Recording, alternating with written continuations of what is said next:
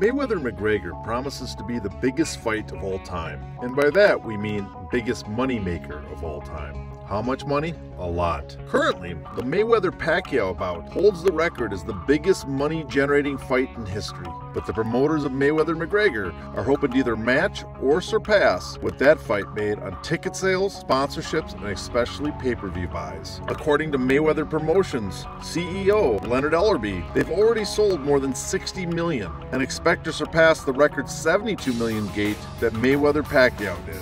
For those that don't want to spend $1,500 on a ticket to the arena, closed-circuit locations all around Vegas will be showing the fight for $150 a seat. With close to 50,000 seats available, that's $7 million in revenue.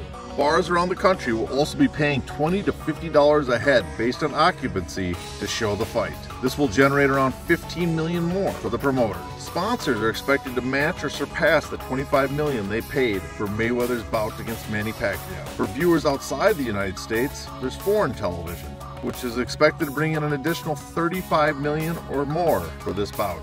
And on top of all that, merchandise for the event is expected to add another $2 million to the pot. All those sources of revenue add up to over $160 million, and that's without the most lucrative source being counted yet, pay-per-view. If it sells a conservative $3 million in the US and $400,000 in the UK, that's around $300 million in gross revenue. If it matches Mayweather-Pacquiao, which did $4.6 million in North America and another $700,000 in the UK, that's $400 million in gross revenue.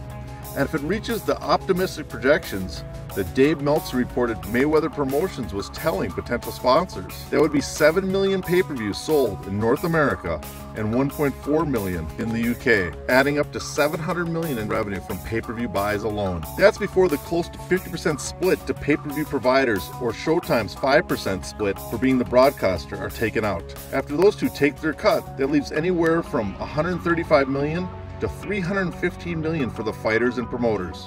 After expenses for marketing, undercard matches, and production are deducted, the remaining pot can be split. Current rumors suggest the split is 70-30 in Mayweather's favor. While McGregor Sports and Entertainment appears all over the ring, it's the UFC that is licensed as his promoter, meaning they'll receive 30% from Mayweather and then pay McGregor his cut, which is rumored to be 70% for him and 30% for the UFC. In the end, if it does as well as Mayweather-Pacquiao, Mayweather will take home close to $260 million.